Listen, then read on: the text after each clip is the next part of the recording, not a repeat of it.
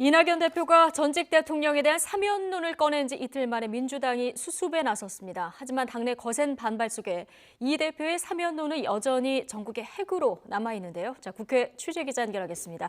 최하영 기자. 네, 국회입니다. 이낙연 대표의 사면론을 두고 어제 민주당이 수습에 나서기는 했는데요. 당내 여지는 계속되고 있다고요.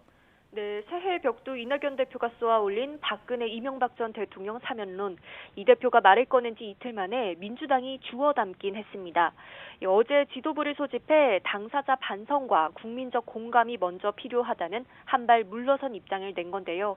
당내 반발을 확인했음에도 이 대표는 어제 한 언론과의 인터뷰에서 적절한 때의 사면을 대통령께 건의하겠다는 의지를 재차 표명했습니다. 또 두 전직 대통령의 사면이 국민 통합을 위한 하나의 방안이 될 수 있다는 점도 거듭 밝혔습니다. 이 대표의 사면론에 앞서 친문 의원들은 물론이고 당원들을 중심으로도 반발이 이어지고 있습니다. 당장 이 대표가 주재한 아침 회의 온라인 생중계에는 이 대표의 사퇴를 촉구하는 댓글들이 줄줄이 달렸고요.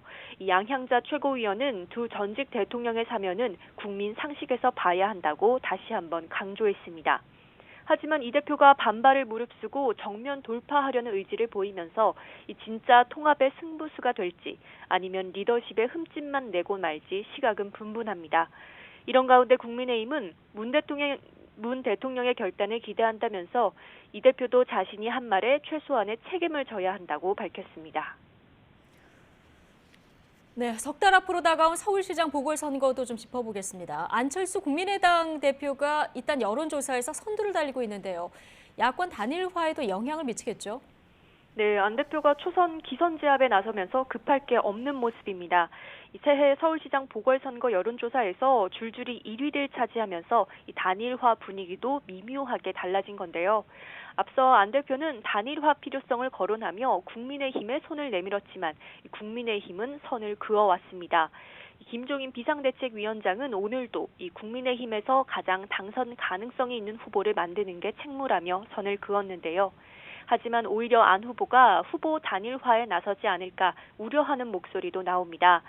서울시장 출마를 고민하는 나경원 전 의원은 안 대표가 당 안으로 들어오는 것이 좋지만 들어오겠냐며 최종적으로 안 후보와 단일화할 수 있도록 하는 것이 맞다고 말했습니다.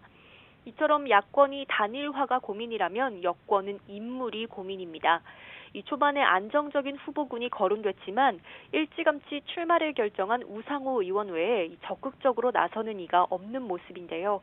박영선 중소벤처기업부 장관과 박주민 의원이 출마설에 잇따르고 있지만 여전히 신중한 모습입니다. 그래서 민주당 내에선 김동연 전 경제부총리 차출론까지 흘러나오고 있지만 일부 의원의 얘기일 뿐 지도부 차원에서 검토된 것은 아닌 것으로 파악됐습니다. 지금까지 국회에서 전해드렸습니다.